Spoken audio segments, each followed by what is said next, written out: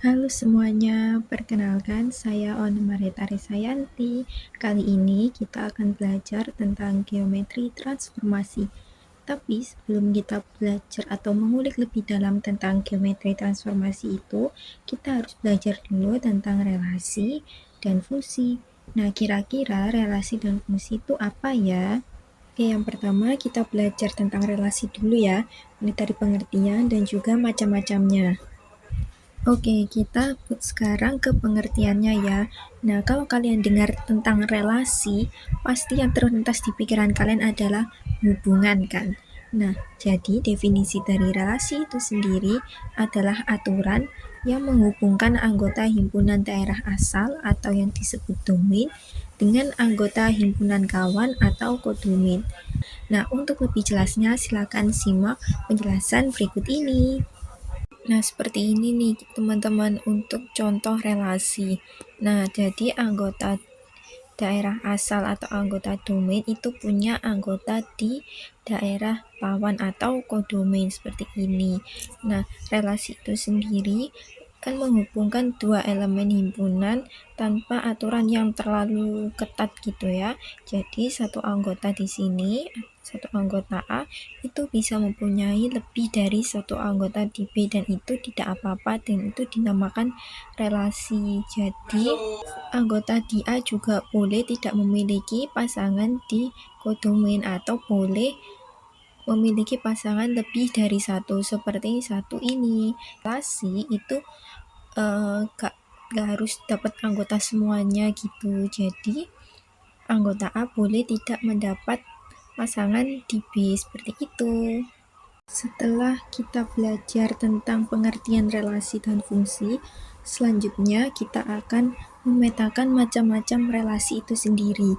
Nah, di sini ada relasi dari keluarga refleksif, simetri, dan transitif. Pertama kita bahas tentang relasi refleksif dulu ya.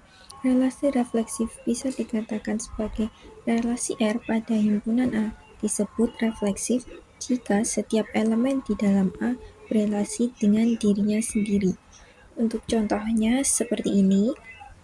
Lalu untuk relasi non-refleksif, yaitu relasi R pada himpunan A, disebut non-refleksif jika ada setidaknya satu elemen di dalam A yang tidak berelasi dengan dirinya sendiri. Untuk contohnya seperti ini juga.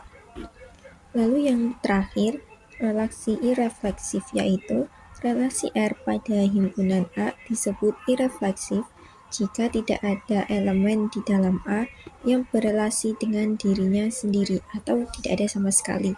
Kalau tadi yang non-refleksif itu setidaknya masih ada satu, hal ini tidak ada sama sekali. Oke, selanjutnya ada dari keluarga simetri yaitu relasi simetri, non-simetri, asimetri, dan antisimetri. Nah, yang pertama ada relasi simetri, bisa dikatakan simetri, yaitu relasi R disebut simetri pada S jika dan hanya jika setiap dua anggota A dan B dari S berlaku jika A berelasi R dengan B, maka B juga berelasi R dengan A. Untuk contohnya seperti ini. Lalu yang kedua ada non-simetri.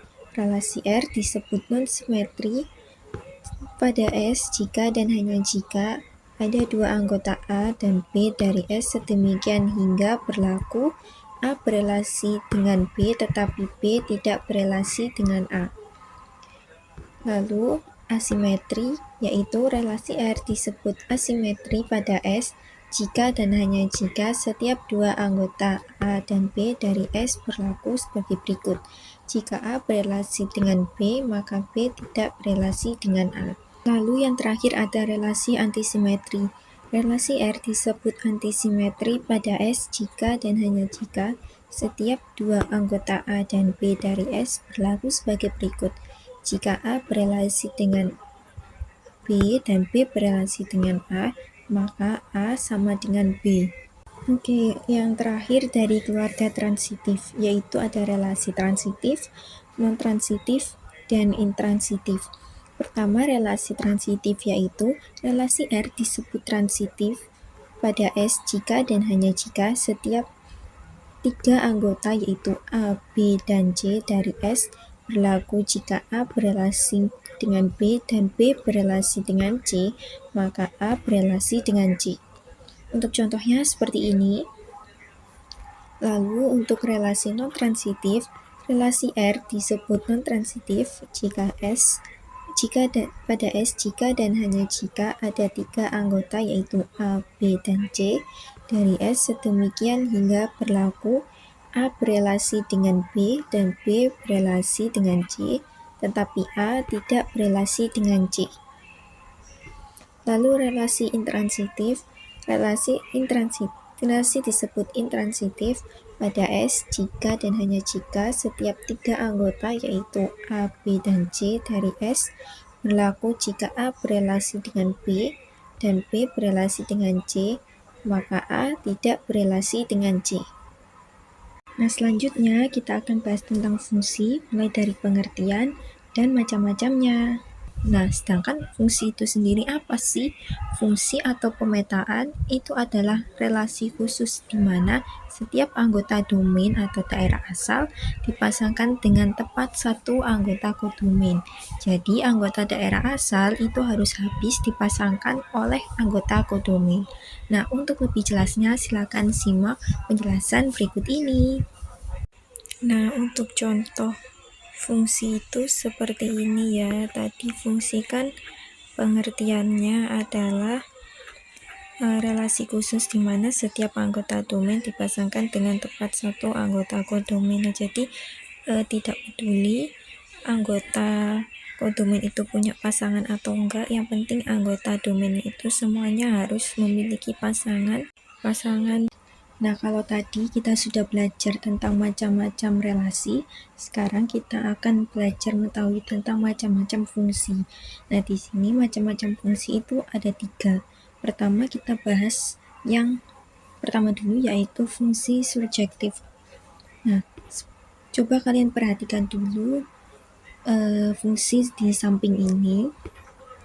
Jika range fungsi sama dengan B, yang berarti semua anggota B mempunyai kawan di A, maka fungsi disebut onto atau pada atau surjektif. Jadi fungsi ini itu disebut fungsi surjektif atau fungsi onto atau fungsi pada namanya. Lalu yang kedua fungsi injektif seperti ini contohnya, atau disebut fungsi satu-satu, yaitu definisinya jika setiap anggota range fungsi hanya memiliki tepat satu kawan di A, maka fungsi disebut fungsi injektif atau fungsi satu-satu. Nah, dalam hal ini, belum tentu setiap anggota B dikawankan dengan anggota A. Lalu yang terakhir adalah fungsi bijektif.